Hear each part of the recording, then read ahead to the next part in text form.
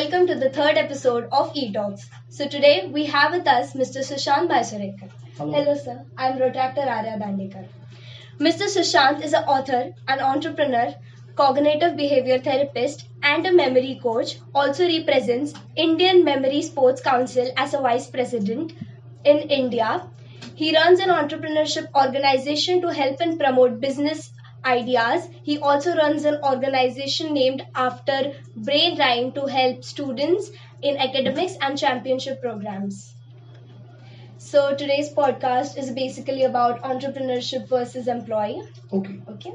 So my first question to you is, what are the differences between an entrepreneur and an employee? Okay, now entrepreneur executes the ideas because we all have ideas. Entrepreneur executes the ideas and employees follow those things.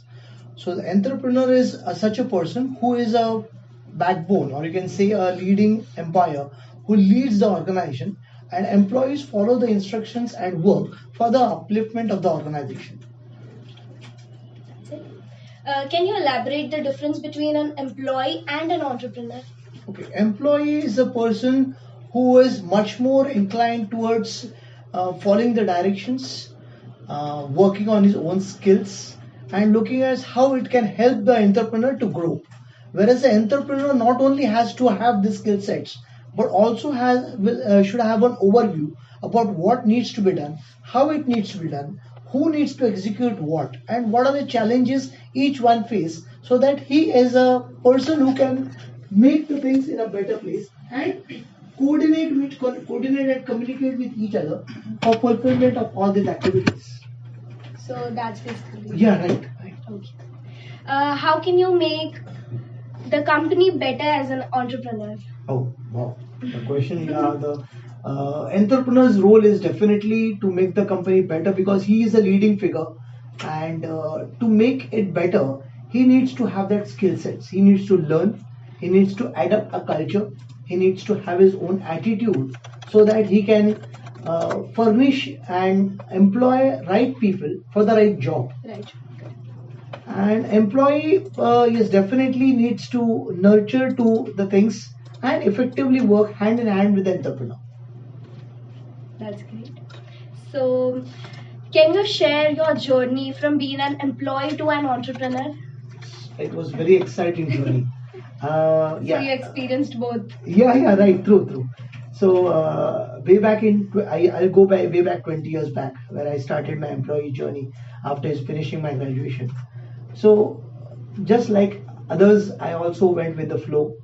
I didn't knew my passion. I didn't knew what are the core areas which I am more inclined and attached to.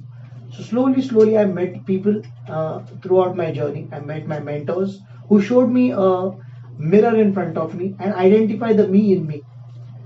And that's how my entrepreneurship journey from there onward started. And then I nurtured, I learned a lot of things because that was a new experience for me. Employee journey was as per the directions laid down, as per the roles laid down by the company. I was following that. Now here I need to create those roles. So it was completely on the opposite side of the farm. So I need to work on it. I need to learn a lot of things. There are a lot of failures. There are a lot of successes. There are a lot of achievements. Again, all clubbed together. The journey was fantastic and I am enjoying the journey because my passion and my career and whatever I'm doing, it's all combined effort, and together I'm really happy and enjoying the journey. So in that entire journey, which was the turning point of your life? My turning point of life, yes, there were turning point always comes with a drawback or a fall down, right? So there you come to know, oh, this I didn't expect it. And yes, at that time I thought my employee life was okay. It was good. I did not have that pitfalls and drawbacks. But here it was on the other side of the journey. I thought, here is the opportunity for me to learn certain new things. Correct. So I in my business there were a lot of at some moment of time ups and downs. So at the downtime I learned a lot. So next question to you is, can you just brief about the stages of entrepreneurship?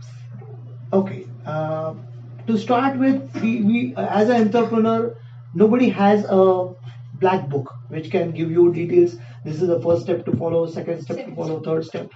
So here in the journey, what I feel is an entrepreneur should have a mindset of leading and moving rather than success and failure, because success and failure is just a part of the journey.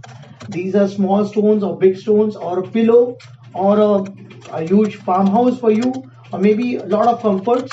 So all the things plus and minus go hand in hand.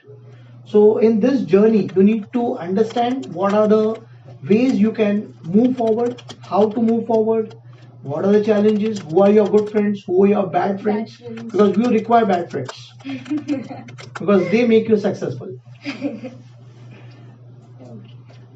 So, what entrepreneurial tricks have you discovered to keep you focused and productive in your day-to-day and busy schedule? Oh, there are a lot of tricks. So I would love to share with the audience the What tricks. I have seen most of the times is people don't share their tricks, but this is different. Yes, because they feel that they are their secrets, and today there is no secret. Strategies. Because the media and social media and platforms, everything is open for. It's an open platform for all. It's even in spite of me sharing all these secrets, how many are going to implement? Correct. That is more important. Important, yeah. So I love to share because I've been right from the beginning sharing pattern. So I definitely share with you a few tricks over here. As an entrepreneur, what I found is a trick is to identify the person.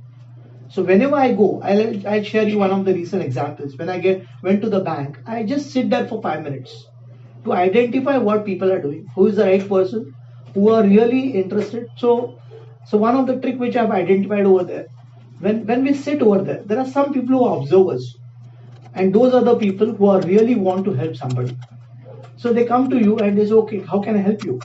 So there you get an opportunity to ask him to which is the right person I can approach. Okay. So this is one of the trick. Your patience and silence helps you a lot. Second trick is, as an entrepreneur, you need to work with different type of individuals. So instead of identifying the pitfalls, identifying the drawbacks, I identify one smart point in that person and I work on that rather than working on the nine wrong points, which was of no use because they are just going to lead me towards nothing.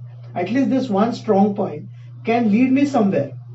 So it's better to go somewhere rather than to mislead and go somewhere else which is not your own route to success. So these are some of the things, and I would definitely share if any questions or specific questions are there.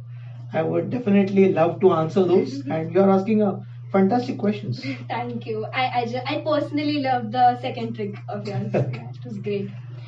What does failure or success mean to you as an entrepreneur? Okay, there is nothing as such failure or success. These are just the words. What I feel is in the journey, whatever comes, you have to accept it or leave it. There are only two things. If you accept it, accept with the whole heart that yes, something is better going to happen. That's why maybe the drawback or a pitfall is there. If you don't want to accept it, if you want to reject that idea, have an option. Because without an option, if you are rejecting certain things, you are just left over. The classic example is Steve Jobs. So he was the downfall which was there. He again came back to Rhodes and he started a new company, which was again raised his bar to much more beyond the company which he was running, which he had started on his own. So this is a very good role model. Steve Jobs is a very good role model to many of us. Yeah, he is to me as well. Yeah. Do you believe there is some sort of pattern or formula in becoming a successful entrepreneur? Definitely a pattern needs to be there because your attitude, the way you put forward your things, the way you network in today's context, the way you network, the way you socialize, that creates a pattern. But formula, no, I'm also searching for that formula. If you also get it, please let me know, and I would definitely love to implement that formula. So I feel there is no such formula. Otherwise, we all would work with that formula A square plus B square. A square plus B square plus 2AB, and that you get the result. So there is no such formula for that. But definitely your attitude, your skills, your identification, your dealing with people, it definitely helps you to run a successful business. So when you talk about entrepreneurship, which is the one quality that you would like to highlight? Entrepreneurship should have a decent and a good attitude. Attitude is very prime important for me, because the way you deal with people, right, from the lower level to the higher level, because each one is very, very important. Even if the Kamwali Bai does not come, the whole office understands the importance. Only that day they understand the importance. Yeah, correct. So every person has his own stand. Every person is equally important as a CEO.